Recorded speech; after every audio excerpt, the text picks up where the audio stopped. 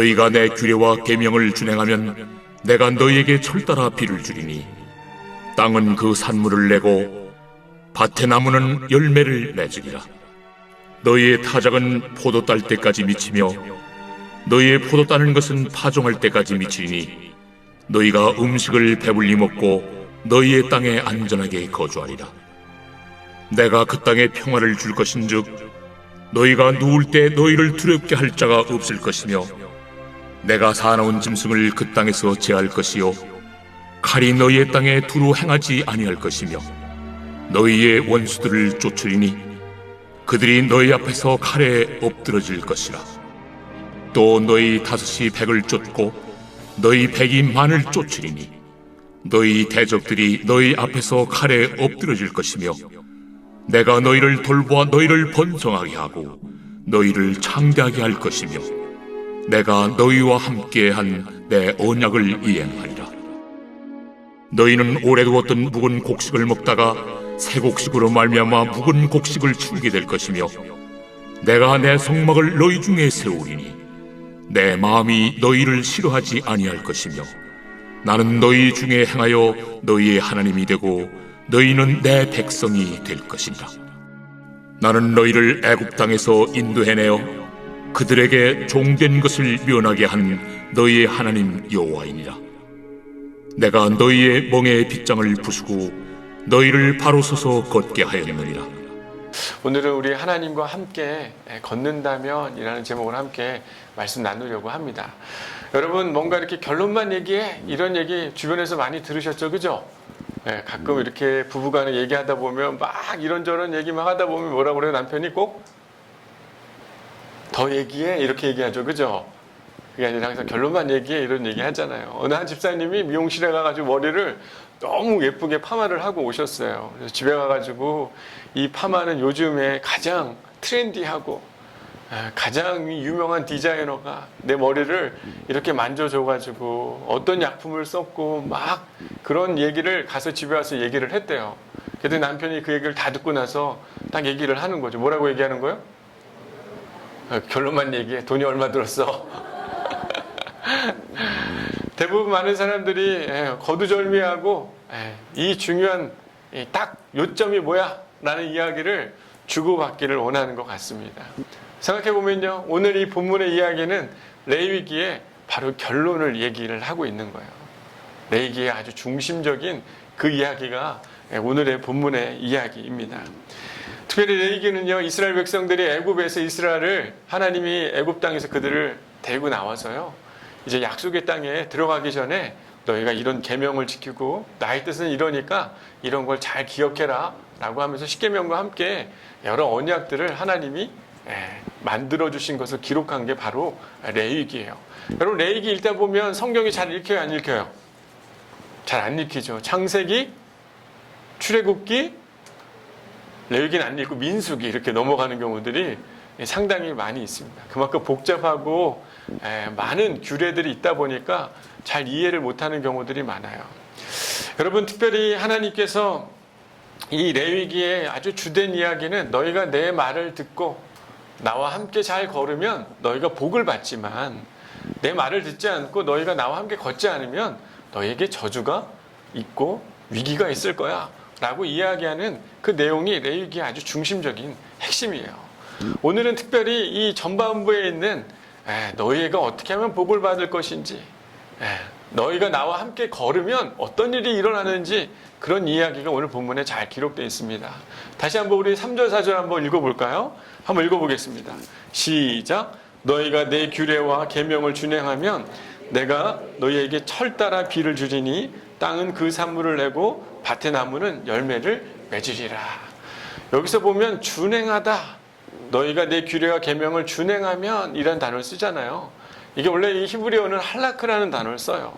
함께 걷는다라는 표현입니다. 그러니까 내가 너희가 나와 함께 잘 말씀 안으로 걸어가면, 어디로 걸어간다고요? 말씀 안으로. 말씀에 걸어가는 게 아니라 그 말씀 안으로 너희가 점점 더 걸어가면 너희가 내가 너와 함께 또한 걷겠다라는 이야기가 등장해요. 우리 한번 말씀 한번 볼까요? 우리 12절 말씀이에요. 12절 한번 읽어보겠습니다. 시작. 나는 너희 중에 행하여 너희 하나님이 되고 너희는 내 백성이 될 것이라. 여기서 행하여라는 말이 똑같이 준행하여라는 그 단어를 똑같이 쓰고 있는 거예요. 그러니까 너희가 나와 함께 잘 말씀 안에 걸어가면 나도 너희와 함께 어떻게 하겠다는 거예요? 너의 인생에, 너의 인생 안으로 내가 걸어가겠다라고 하나님이 이렇게 약속을 하고 있는 겁니다. 여러분, 누군가랑 이렇게 손 잡고 걸어본 기억 있으세요? 너무 먼 이야기를 한숨이 지금 막 나나요? 여러분, 누군가랑 사랑하는 사람이랑 이렇게 손잡고 막 걷다 보면 이런저런 이야기 해요, 안 해요?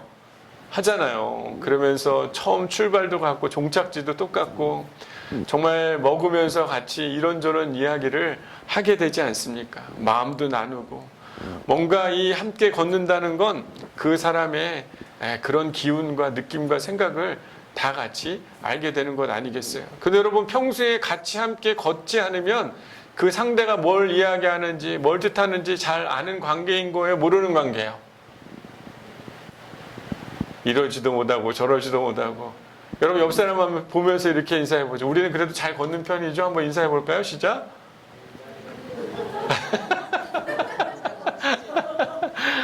아유, 여러분 잘 걸으시길 바랍니다. 그래야 잘 알게 되는 거예요. 여러분, 이렇게 잘 많이 함께 걷고 교제하고 이야기하다 보면 그 사람의 숨소리에서도 이 사람이 지금 어느 상태인지 알 수 있어요, 없어요? 알죠. 눈빛만 봐도 이 사람이 지금 뭘 먹어야 되는지, 멈춰야 되는지, 더 가야 되는지 그걸 알게 되잖아요. 하나님이 내가 너와 함께 걸어가기만 한다면, 너가 나랑 함께 걷기만 하면 내가 너 곁에서 항상 함께하며 너에게 축복을 줄게 라고 하나님이 말씀하시는 거예요. 어떤 축복입니까? 이스라엘 백성들에게 준 축복이 무엇인지 오늘 함께 그 이야기를 나눠보고 싶어요. 4절 5절 보니까 오늘 본문의 4절 5절 보면 이런 얘기가 있죠. 내가 너희에게 철따라 비를 주고 땅에 그 산물을 낼 거고 밭의 나무는 열매를 많이 맺게 될 거야. 그리고 너희의 타작은 포도 딸 때까지, 쉽게 생각하면 포도가 따기 전까지 너희가 타작을 통해서 얻어낸 곡식이 마르지 아니할 거고, 그리고 나중에 다시 파종을 할 때까지도 너희의 포도가 마르지 않을 거야 라는 그런 축복을, 음식을 너희가 배불리 먹게 되고 안전히 거주할 거야 라고 이런 이야기를 해 주셨어요. 여러분, 뭔가 풍성한 수확, 뭔가 이 넘치는 결실이 있는 그런 축복이 있다면 여러분 기분 좋아요, 나빠요? 다들 입으로 다 좋다고 얘기하셨잖아요. 그죠? 다 좋잖아요. 얼마나 좋아요. 그런데 재미난 건 하나님이 이 그런 축복을 주겠다고 한 그 약속의 땅, 이스라엘이 가야 되는 그 땅이 좋은 땅일까요? 나쁜 땅일까요? 오늘은 제가 물어봐도 대답이 있을까요? 없을까요?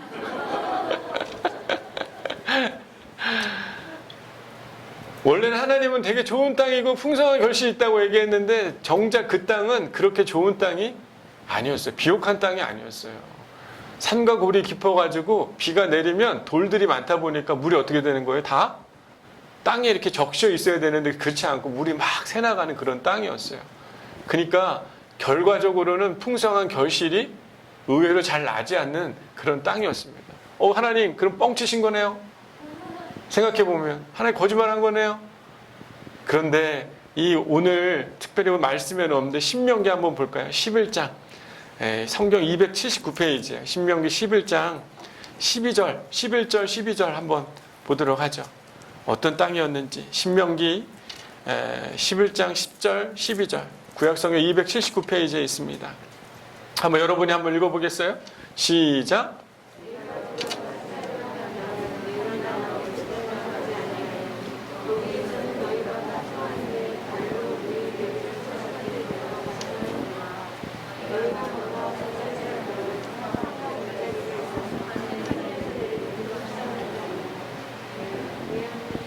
네, 하나님 여호와께서 돌보시는 땅이라 연초부터 연말까지 내 하나님 여호와의 눈이 항상 그 위에 있느니라.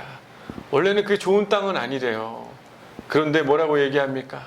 내 하나님의 눈이 항상 그 위에 있다. 연초부터 연말까지 그분의 시선이 그 땅에 있기 때문에 그 땅이 축복의 땅이야 라고 모세가 이스라엘에게 얘기를 해주고 있는 겁니다. 결국에는 하나님의 눈, 하나님의 그 이른 비와 늦은 비가 때를 따라 그분께서 주셔야만 축복을 얻는 땅이라는 것을 얘기하고 있는 것이에요. 그 비를 내리지 않으면 그 땅에 열매가 있다는 거예요? 없다는 거예요? 없다는 거예요. 하나님의 시선, 우리의 시선과 이 땅을 바라보고 있는 하나님의 시선이 눈이 마주쳐지지 않으면 그 땅엔 열매가 없을 수 있어 라고 얘기하고 있는 것입니다. 결국엔 그분의 눈과 내 눈이 마주칠 때 곡식 타작이 3월부터 되고 포도 수확이 7월부터 되니까 그 포도 수확이 끝나고 다시 파종할 때까지 생각해보면 약 연초부터 연말까지 계속 풍성한 먹을 게 있는 거야 라고 레위기에 오늘 본문에 기록되어져 있는 것이에요. 여러분에게도 이런 축복이 임하기를 소망합니다. 여러분 교회 다닌다고 해서 이런 축복이 있는 게 아니에요. 신앙생활을 오래 했다고 이런 축복이 있는 거 아닌 것 같아요. 이 말씀이 이야기하고 있는 게 뭐냐면 하나님의 그 눈을 마주친 사람만 이런 축복을 받게 된다는 것입니다.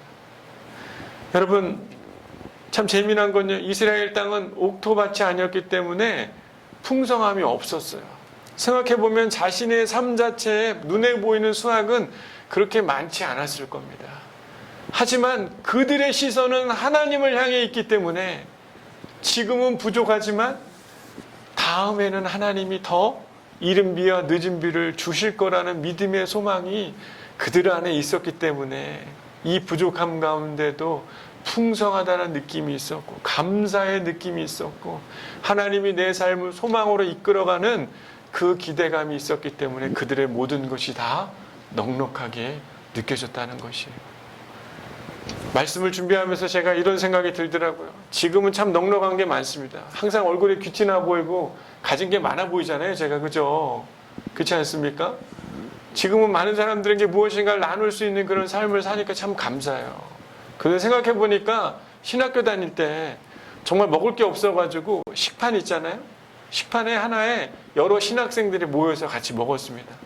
먹고 밥에 반찬이 줄어들면 어떻게 해요? 눈치를 서로 보며 누가 가는 거예요? 가장 마음이 여리고 착한 사람이 식판을 들고 가지고 가서 밥이랑 반찬이랑 떼와서 같이 먹었던 때 캐나다에 가가지고 그 1달러 1,000원이 없어가지고 정말 피자 사 먹고 싶은데 못 먹어서 눈물을 흘리며 기도하던 그런 때 생각해보니까 그때 아무것도 없었지만 그렇게 삶이 풍성하고 감사한지. 왜? 여유롭지 못하지만 하나님과 눈이 마주치니까 내 삶 자체가 어떤 거예요? 그냥 풍성한 거야. 내일도 하나님이 또 내 삶에 채우시고 인도해 가실 거라는 믿음의 확신과 삶이 있다 보니까 그때 얼마나 평안하고 마음이 얼마나 기쁘고 감사한지 모르겠더라고요. 요즘에 우리 교회에 우리 집사님 한 분이 지난주에 같이 식사를 하는데 냉장고가 고장이 났다는 거예요. 그러면서 막 냉장고가 고장이 나니까 그 음식들이 다 어떻게 돼요? 다 녹고 막 상하고 요즘에 막 습하고 막 그랬잖아요. 그랬던 이야기를 들었습니다. 그런데 그 이야기를 듣는 주에 저희 교회 냉장고가 또 고장이 났어요. 그래가지고 한 권사님이 그걸 또 잘 정리를 또 해주셨어요. 그리고 나서 또 어디 냉장고가 고장 났을까요? 저희 집 냉장고가 고장이 났어요. 그러면서 막 냉장고에 있는 음식들이 막 상해지고 그러니까 결국에 어떻게 해야 됩니까? 입으로 다 넣어야죠, 빨리. 아까우니까 막 넣어야죠. 근데 이 말씀을, 이번 주 말씀을 준비하면서 하나님이 깨닫게 해주신 거예요. 하나 냉장고 할 때는 느낌이 없었어요. 2개 냉장고 할 때는 느낌이 오더라고요. 우리 집 냉장고가 고장이 나니까 하나님이 깨닫게 해주시더라고요. 아무리 좋은 것을 담고 있다 할지라도 여러분 냉장고가 고장나면 그 음식이 의미가 있어요, 없어요? 우리가 가지고 있는 그 값지고 소중한 돈으로 산 것, 그것이 한순간에 어떻게 되는 겁니까? 다 상해지고 먹을 수 없어서 버리거나 정리하게 되는 걸 보면서 우리가 아무리 많은 걸 가지고 있다 할지라도 하나님이 우리 안에 없으면요, 그런 것이 다 의미 없고 어느 순간 빼앗겨지거나 버려지거나 낭비되거나 사용할 수 없는 그런 삶이 될 수 있겠구나 라는 것들을 나름 깨닫게 됐습니다. 여러분, 뭔가 우리의 삶 속에 남들과 비교했을 때 아주 작은 것을 가지고 있지만 그 안에 하나님이 있고 하나님이 살아서 뭔가 작동하고 있으면요, 여러분의 가지고 있는 건 이미 넉넉하고 풍성하고 감사한 하나님의 결실이고 축복인 줄 여러분이 알게 될 줄 믿습니다. 그런데 아무리 많이 가지고 있다 할지라도요, 여전히 뭔가 부족하고 여전히 뭔가 더 내 안에 넉넉하지 못한 것 같은 그런 마음으로 많이 채워도요, 여러분, 애굽 사람들이, 애굽에서부터 나왔던 이스라엘 백성들이 아무리 많은 걸 주고 아무리 하나님이 채워주고 도와줘도 그들 안에 샬롬이 있었어요, 없었어요? 평강이 있었어요, 없었어요? 항상 불평하며 원망하며 그들의 마음에 하나님이 없기에 여전히 그들의 삶에는 하나님이 주신 작은 것에서도 풍족함을 경험할 수 없었던 이야기가 성경에 얼마나 잘 기록되어 있습니까? 특별히 하나님과 함께 걷는 자에게는 하나님이 부족하다 할지라도 하나님이 함께하는 그 축복으로 인해 주시는 감사로 인하여 소망이 날마다 넘치게 되는 축복을 너에게 주겠다라고 하나님이 오늘 말씀 가운데 이야기하고 있는 것입니다. 사랑하는 여러분, 그런 축복이 저와 여러분 안에 있게 되기를 소망합니다. 하나님이 우리 안에 있어서 우리 안에 모든 것이 풍족하고 감사하다는 사실을 깨닫는 그 사람이야말로 저는 진짜 신앙인인 것 같아요. 옛날에 어르신들, 신앙의 선배들 이야기 들어보면 다들, 여러분, 왕년에 다들 잘 나가던 때가 있어요, 없어요? 저희 집도 나름대로 어머니 아버님 고향이 흑산도인데 흑산도의 모든 땅이 우리 집 거였다, 이런 얘기 여러분 어른들한테 그런 얘기 못 들으셨어요? 그 얘기 많이 듣잖아요. 그런 생각해보면 가세가 힘들었다가 여러분 20년, 15년, 30년 전 한번 잘 생각해 보세요. 지금보다 풍족하게 산 사람도 있긴 있지만 대부분의 사람들 보면 다 어떻습니까? 지금이 풍족해요? 과거가 풍족해요? 여러분 솔직히 지금이 풍족해. 옛날에 신앙인들 보면 왜 그렇게 감사하고 와서 교회 와서 하나님을 찾고 기도했을까? 더 많은 복을 받는 게 아니라 오늘 나에게 주신 그 작은 게 얼마나 하나님의 큰 은혜인지 깨달았기에 더 하나님과 걸으며 살아가는 삶의 그 기쁨을 그들이 누렸기에 어떻게 보면 진정한 우리의 믿음의 선배들의 모습처럼 보였던 것이 아니겠습니까? 사랑하는 여러분, 하나님의 축복, 여러분이 하나님과 함께 걷는 그 삶을 살 때 우리에게도 동일한 신앙의 그 믿음의 확실함, 하나님으로 인한 기쁨들이 우리 안에 회복되게 될 줄 믿습니다. 오늘 특별히 오늘 본문에 또 다른 축복을 주시겠다고 얘기했어요. 그게 뭐냐면 샬롬입니다. 샬롬. 여러분, 특별히 샬롬은요, 전쟁이 없는 그런 상태가 아니라 원수가 주변에 많지만, 전쟁이 있지만 하나님 나를 위해 행동하고 일하시는 그분의 일하심으로 인해서 일어나는 평강이 바로 샬롬이에요. 여러분, 한번 샬롬 단어 한번 볼까요? 히브리어 여러분 요즘에 자주 보죠? 여러분, 이 샬롬이라는 단어는 이 4개의 단어로 이루어져 있습니다. 여러분, 삼지창처럼 생긴 거, 히브리어는 왼쪽에서 오른쪽에 읽는 게 아니라 오른쪽에서 왼쪽으로 읽는 거예요. 삼지창 모양 보이세요? 그죠? 이걸 쉰이라고 하는데 소멸하는 불의 형상을 제거한다, 이런 뜻을 가지고 있어요. 두 번째는 뭔가 이 지팡이 같은 우두머리가 지팡이를 들고 있을 때 그 형상화해서 그걸 라메드, 지팡이를 진 우두머리라는 뜻을 하는 거고요. 기역자가 약간 기역이 좀 짧은 거 있죠? 이건 바브라는 단어인데 그리고라는 단어이기도 하고 못을 상징하기도 해요. 그리고 이 맴이라는 건요, 물의 파동, 네모나게 생겼는데 이거는 이 혼돈과 어둠을 뜻하기도 합니다. 죽음, 이런 세력, 이런 걸 뜻해요. 정리해보면 이게 뭡니까? 혼돈과 죽음의 세력을 연결하는 우두머리를 제거하게 된 그것. 내 힘이 아니라 내 삶에 내 스스로는 할 수 없지만 하나님이 승리하게 하심으로 나에게 준 그 평강이 바로 그 샬롬이라는 거예요. 우리 샬롬 인사해요, 안 해요? 그 뭐냐면 당신 안에 하나님이 모든 것을 승리하게 했습니다. 그래서 당신 안에 평안이 있습니다 라고 고백하는 게 샬롬인 것이에요. 여러분, 예수 그리스도가 여러분 안에 있기 시작할 때 우리 안에 진정한 샬롬이 있는 것이, 어떻게 보면 죽음의 어둠의 권세를 예수 그리스도께서 십자가에 못 박히심으로 인해서 우리 안에 영원한 샬롬이 생기게 됐다는 거예요. 요즘에 교제하는 한 집사님의 삶을 보니까 그분은 진짜 예수가 마음에 있더라고요. 그분의 삶 속에는 그 예수로 인한 마음이 있어서 삶의 환경은 그렇게 좋지 않아요. 생각보다 여러 환경들이 많습니다. 헤쳐나가야 할 일들이 참 많아요.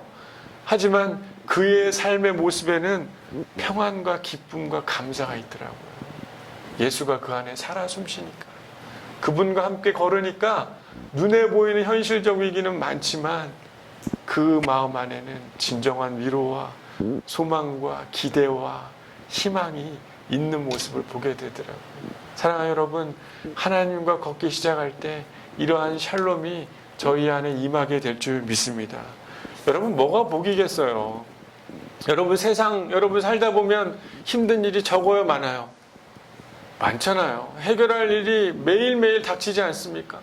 매일매일 버라이어티 하잖아요. 그죠? TV만 보면서 버라이어티 한 게 아니라 우리의 인생 자체가 버라이어티 하잖아요. 그때 하나님이 뭐라고 말씀하시는 거예요? 오늘 6절, 7절 말씀, 내가 그 땅에 평화를 줄 거다. 그 땅이라는 건 뭐예요? 너희에게 평화를 줄 거다. 그리고 사나운 짐승도 없애게 해주고 두렵게 할 자가 없을 거며 원수들을 내가 쫓으며 네 앞에서 칼로 그들을 다 무너뜨리며 진정한 내가 승리케 하는 샬롬을 네가 보게 될 거야 라고 하나님이 약속을 하고 있는 것이에요. 참 재미난 건 하나님이 이런 축복과 이런 샬롬의 약속을 줬는데 우리는 우리의 삶에서 이런 축복과 샬롬이 잘 느껴져요, 안 느껴져요? 솔직히 전문용어로 까놓고 옆 사람한테 물어보세요. 느껴집니까? 물어보세요. 시작. 네? 그냥 웃지요. 왜 그럴까? 오늘 말씀에 이야기하는데 13절 한번 읽어보겠습니다. 한번 13절 시작. 나는 너희를 애굽 땅에서 인도해내어 그들에게 종된 것을 면하게 한 너희 하나님 여호와니라. 내가 너희의 땅 멍에에 빗장을 부수고 너희를 바로 서서 걷게 하였느니라. 여러분, 하나님께서 애굽에 뭐라고 나와 있습니까? 너희가 멍에의 빗장을 내가 깨고 너희를 어떻게 했다는 거예요? 바로 서게 했다라고 했는데 이스라엘 백성들은 여전히 애굽을 생각하고 여전히 그 빗장을 매려고 하는 거예요? 안 매려고 하는 거예요? 매는 거예요. 여러분, 이게 뭐냐? 멍에를 매면 걸을 수 있어요? 없어요? 뒤뚱뒤뚱 걷게 됩니다. 뒤뚱뒤뚱 걷게 되는 거예요. 우리가 여전히 뭔가 멍에를 메고 있다는 거예요. 성경은 그 멍에를 우상이라고 이야기합니다. 그 멍에를 우상이라고 이야기하는 거예요. 하나님을 대신해서 눈을 마주치고 있는 것, 그것 때문에 우리의 삶이 뒤뚱뒤뚱 하고 있다라고 성경은 가르쳐주고 말하고 있는 거예요. 여러분, 우상은 히브리어로 엘릴림이라고 합니다. 엘은 신을 뜻해요. 여러분, 우상은 직역을 해보면 뭐냐면 아무짝에도 쓸모없는 것, 헛된 것, 그게 우상이라는 거예요. 하나님이 볼 때는 아무짝에도 쓸데없는 것, 헛된 것을 자신의 눈을 마주치며 자신의 땅에서 살아가고 있는 그들에게는 진정한 평강과 진정한 그런 축복이 그들 안에 없다는 것을, 그들이 여전히 내가 멍에를 매는 것을 해결해 줬는데도 여전히 너희들이 멍에를 메고 살아가는구나. 나를 기억하고 나를 봐라. 나와 함께 걸으면 너가 뒤뚱거리지 않아. 없다고 두려워하지 않아도 돼.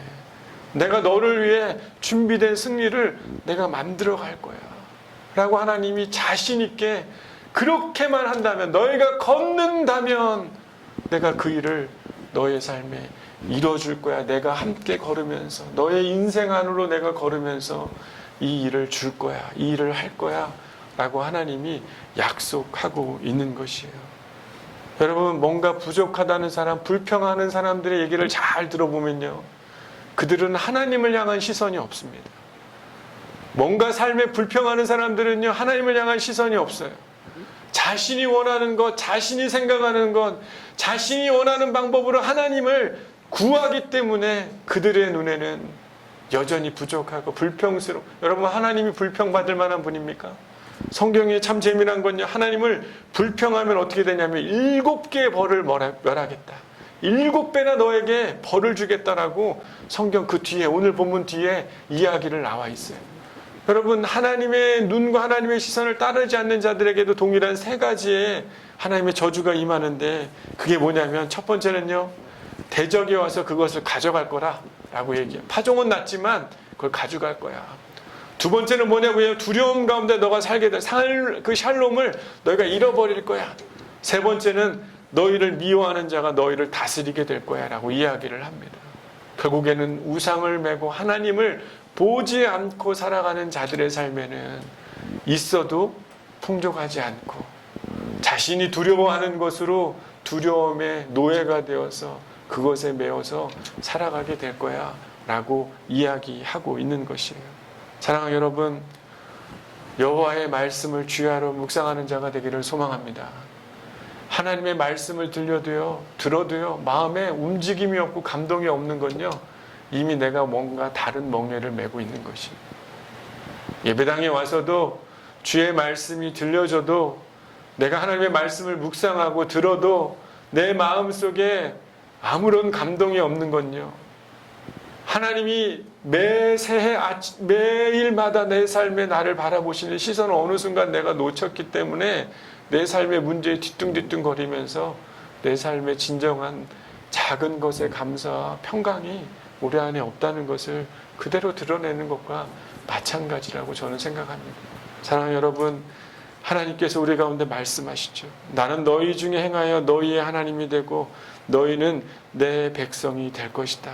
너희가 내 뜻 안에서 걸어가면 나도 너희와 함께 걸어가겠다. 여러분, 삶의 문제들이 아무리 전쟁터 같고 아무리 우리가 부족하다 할지라도요, 하나님은 우리에게 놀라운 축복과 평강으로 우리를 인도하실 수 있는 분이신 줄 여러분 믿으시기를 바랍니다. 하나님은 우리보다 더 놀라운 분이세요.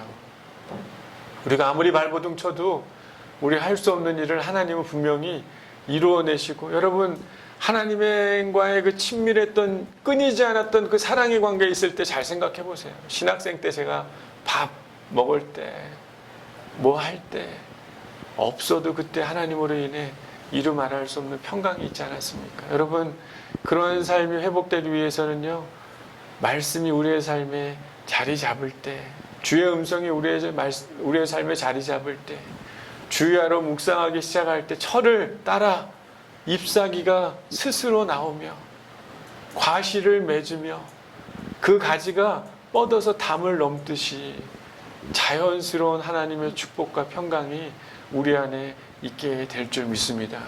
엉뚱한 걸 따라가지 않기를 바라요. 세상의 다른 것들, 다른 신앙, 다른 거짓된 이야기를 쫓지 마시고 하나님의 말씀을 들으시기를 바랍니다. 우리는 그때 살아나게 되고 진정한 결실, 샬롬의 축복을 받게 될 줄 믿습니다. 우리 옆 사람하고 이렇게 인사하면 좋겠어요. 하나님과 우리 함께 좀 걸읍시다. 우리 인사할까요? 하나님과 함께 걸읍시다. 지금 우리 같이 기도하겠습니다.